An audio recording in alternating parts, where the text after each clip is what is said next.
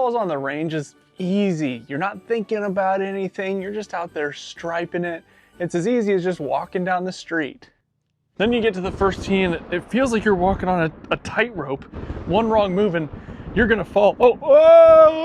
And balancing up there feels impossible. You try too much and you fail. You try too little and you fail. So what are you even supposed to do? We're gonna solve this in 3 parts. First, why this even happens in the first place. And spoilers, it's not your swing, it's your brain. Second, how to get that range swing back on the course. Finally, and probably the most important part, is how to keep it on the course, because a lot of us can do it for like 1 or 2 holes, but the idea is to do it for the entire round. So how do we do that? Skip all this and nothing's gonna change. You're gonna keep shooting the same scores and trying to fix your swing, but your swing is already good. You've proven that on the driving range. The trick is recreating all that when it counts. And that takes a little work before you ever tee off. So I made you something. It is 30 science-based hacks for golfers in 30 days. You hit the link down below and I will send you an email a day with 1 science-based hack that you can take into action right away. If you're sick of losing your swing when it counts the most, just hit that link in the description. Now, why do you lose your swing when it counts the most? That standing bit was a lot of energy, goodness gracious. Think about your last range session. Did you hit the same club, to the same target, with the same shot shape over and over again? Because if you did, you probably found a groove and you felt great and you drove home thinking, man, I am dialed. The range lets you do that. It lets you repeat, but the course never does. Every shot out there is new, unless of course you're taking a mulligan or you hit one in the penalty area, but typically every shot is from a different distance, a different lie, you're using a different club. So if you use the range only to hit the same shot with the same club over and over and over again, you're not preparing well to go play golf. So you don't get worse on the walk to the first tee. There's nothing magical that happens there where you automatically lose everything. It's just that the range made everything easy and the course makes everything hard. So when you get to the first tee and those nerves show up, your brain starts thinking about everything. It's almost like you're watching your swing in third person, trying to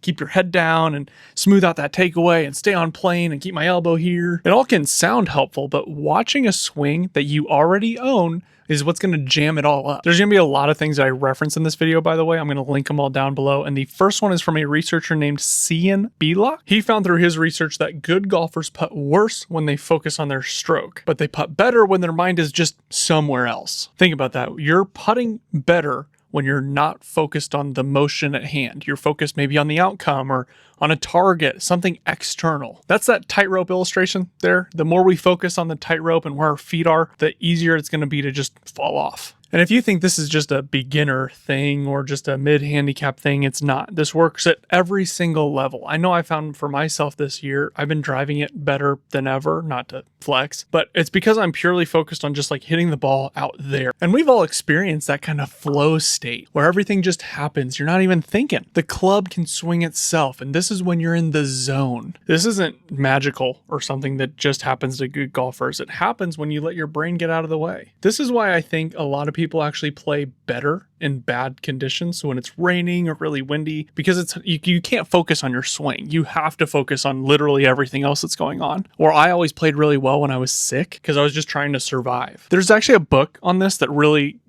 was the impetus for this whole video. And I think I read this when I was like 16 or something like that. It's called The Fluid Motion Factor by Stephen Yellen. It is unbelievable. If you can somehow get your hands on this thing, oh wow, that is bright. If you can somehow get your hands on this, it is awesome. But I'll walk you through some of the principles now. The underlying idea behind all this is that your good swing never leaves you. It's like trying to access money in a bank. And the more that you practice that swing under pressure, the easier it is to access that bank. So what breaks isn't your swing. If you've been playing for more than, I'd say, 12 months, your swing is pretty nailed down. It's your ability to access it that changes. So when people say, oh, my swing changes a ton and I'm not that consistent, it's not that your movement isn't consistent. It's that your ability to access that movement is inconsistent. And when the whole goal of golf is to be able to pull the shot off right the first time, the more that you practice the opposite of that, which is pulling it off the second and the third and the fourth time to the same target with the same club, you're ingraining the wrong skill. Now, when it comes to actually changing your movement pattern, please use block practice. I'm begging you, because it's significantly easier to change a movement using block practice. But in order to pull off a shot correct the first time, you have to practice that skill, which the only way to do that is random practice. So how do we take our range swing and move it over to the course and keep it there? It's 5 simple things. Number 1, look at your target, not your swing. No, I know you can't physically look at your swing, but you get where I'm going. Stop pointing the attention at your body or the physical movement and start pointing your attention at the target and the outcome and your goal. So on a putt, look at the hole for just a little bit longer. I see this all the time. People don't even look at the hole when they go to putt. They just keep their eyes down the entire time. How in the world are you supposed to shoot a free throw if you look at the basketball the entire time? Or on a tee shot, pick a tree or a limb or a piece of the fairway that you're just purely focused on hitting it to that spot. Number 2, hold your eyes still. Take that extra half a second or a second right before you swing and just be calm, be still. Lock your eyes in on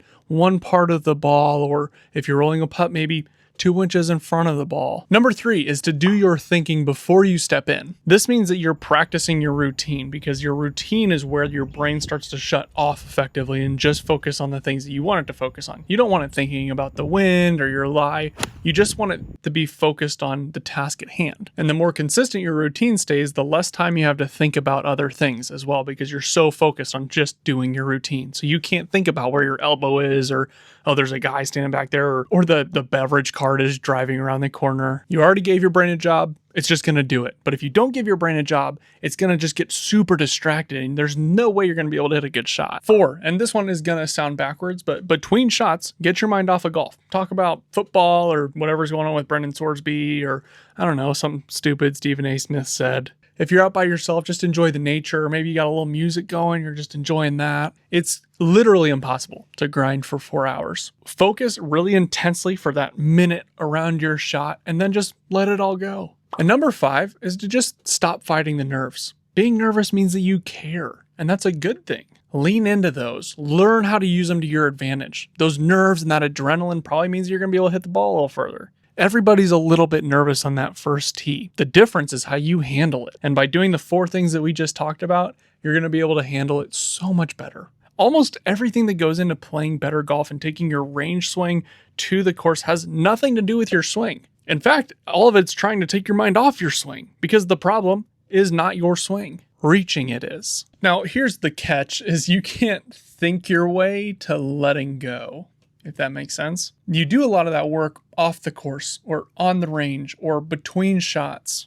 You do those deposits into that bank off the course or on the putting green or on the chipping green, or even in your office if you're just rolling some putts here. Then the golf course is the bank where you go in and you make withdrawals. And that's exactly what those emails are for. Those little 30 nuggets are going to be nice little deposits into the bank every single morning. There's nothing to fix.